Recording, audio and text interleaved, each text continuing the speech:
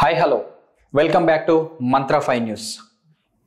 ఇప్పుడు హైదరాబాద్లో ఒకే ఒక ఆందోళన, ఇటు రియల్ ఎస్టేట్లో ఇటు ఐటీ ఉద్యోగుల్లో. ఎందుకు ఇలాంటి ధోరణ తెలంగాణలో గత 10 సంవత్సరాలలో లేనిది ఈ సంవత్సరం నుంచే ఎందుకు మొదలైంది అనేది మనం ఒకసారి వెనక్కి తిరిగి చూస్తే, గత ప్రభుత్వం బీఆర్ఎస్ పాలనలో 10 సంవత్సరాలు రియల్ ఎస్టేట్ పరుగులు పెట్టింది, అలాగే ఐటీ సంస్థలు కూడా పరిగెత్తాయి. కానీ ఈ గడిచిన 10 నెలలు 12 నెలలు సంవత్సర పరిధిలో ఎందుకు ఈ రెండు ఆగిపోయాయి? ఒకటి, జనాలలో ఈ హైడ్రా అనేది ఒక భయం అనేది తీసుకొచ్చింది.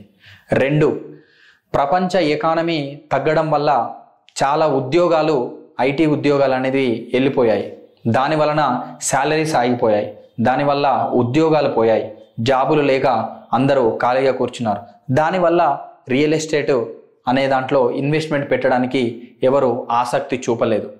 ఇంకొక విషయం, పక్క రాష్ట్రం ఆంధ్రప్రదేశ్లో కూటమి ప్రభుత్వం చంద్రబాబు నాయుడు గారి గవర్నమెంట్ ఫామ్ అయిన తర్వాత అక్కడ అమరావతి డెవలప్మెంట్ అవుతుంది. సో ఇక్కడ హైదరాబాద్లో చాలా మందికి తెలుసు, ఆంధ్రప్రదేశ్లో ఉన్న జనాభే హైదరాబాద్లో చాలా వరకు బతుకుతున్నారని.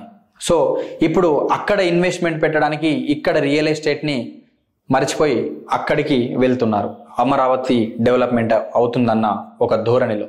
సో ఇన్ని కారణాలు ఉన్నాయి. కానీ ఇన్ని కారణాలు ఉన్నప్పుడు మరి కాంగ్రెస్ గవర్నమెంట్, రేవంత్ రెడ్డి సర్కార్ ఎందుకు దాన్ని అడ్డుకట్ట వేయలేకపోతుంది?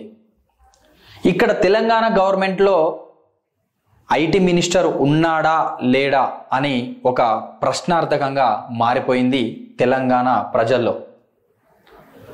అమెరికాకు వెళ్తున్నారు, ఆస్ట్రేలియాకు వెళ్తున్నారు, ఎంఓఏలు పట్టుకొస్తున్నారు, పెట్టుబడులు తెస్తున్నారు అని అంటున్నారు. కానీ ఉద్యోగాలు ఎక్కడా అనే ఒక క్వశ్చన్ మాత్రం ఖచ్చితంగా జనాల నుంచి వస్తుంది.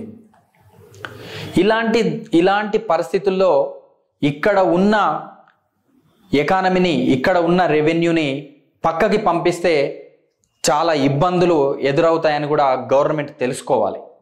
కానీ ఆ ధోరణిలో వెళ్ళడం లేదు.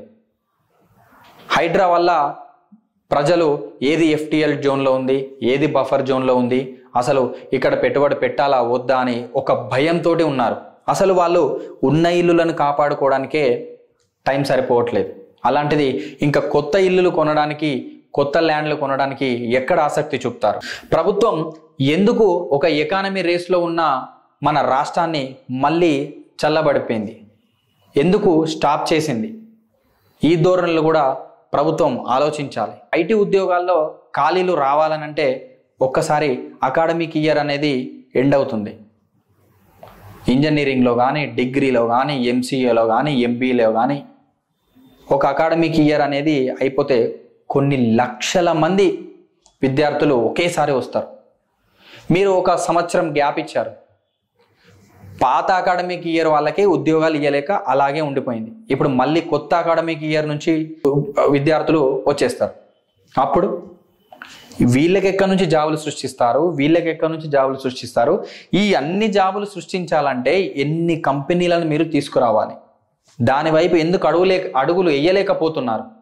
ఎందుకు పెట్టుబడులు అని చెప్పేసి జనాల ఆకర్షణకు మాత్రమే అసలు అక్కడ పెట్టుబడులు, ఇక్కడ పెట్టుబడులు, ఇక్కడ పెట్టుబడులు తెచ్చామని అంటున్నారే తప్ప ఎందుకు మీరు నిరుద్యోగ యువతకి ఇక్కడ ఖాళీలు ఉన్నాయి, ఇక్కడ ఖాళీలు ఉన్నాయి అని చెప్పేసి ఒక పబ్లిక్ డొమైన్లో ఒక ప్రెస్ మీట్ పెట్టి ఎందుకు చెప్పలేకపోతున్నారు? అసలు నిజంగానే తెచ్చారా లేదా? 1 నెల, 2 నెలలు, 3 నెలలు, సంవత్సరం పాటు ఉద్యోగాలు లేక ఐటీ ఇండస్ట్రీలో అసలు ఒక కాల్స్, ఒక నోటిఫికేషన్ లేక వెలవెలబోతున్నాయి. అకాడమిక్ ఇయర్ అయిపోయిన విద్యార్థులు అలాగే వెయిట్ చేస్తున్నారు. వాళ్ళ పట్టాలు పట్టుకొని ఎప్పుడు వస్తాయి అని వెయిట్ చేసి చూస్తున్నారు. ఎందుకు మీరు ఇంకా కళ్ళు తెరిచి విద్యార్థులకి ఒక భవిష్యత్తుని నిర్ణయించలేకపోతున్నారు? ఇటు గవర్నమెంట్ నోటిఫికేషన్లు లేక, ఇటు ప్రైవేటు ఉద్యోగాలు లేక బిక్కుబిక్కుమంటూ బతుకుతున్నారు. అలాంటప్పుడు వీళ్ళకు ఉద్యోగాలే లేనప్పుడు రియల్ ఎస్టేట్ ఎక్కడికి వెళ్ళి వస్తుంది? ప్రజలు ఇన్వెస్ట్మెంట్ ఎక్కడి నుంచి పెడతారు? భూములు ఎక్కడి నుంచి కొంటారు? అపార్ట్మెంట్లు ఎక్కడికి వెళ్ళి కొంటారు? ఇల్లులు ఎక్కడికి వెళ్ళి కొంటారు? సో ఒకదానికి ఒకటి ముడిపడే ఉంది కాబట్టి ఒకదాన్ని ఒకటి డెవలప్ చేసుకుంటూ వెళ్తే ఒక్కటి డెవలప్మెంట్ అయిందంటే ఇంకొక డెవలప్మెంట్ ఆటోమేటిక్గా అవుతుంది. కానీ మీరు ఏ డెవలప్మెంట్ పెట్టకుండా ఓన్లీ హైడ్రా పైన డెవలప్మెంట్ చేసుకుంటూ పోతున్నారు.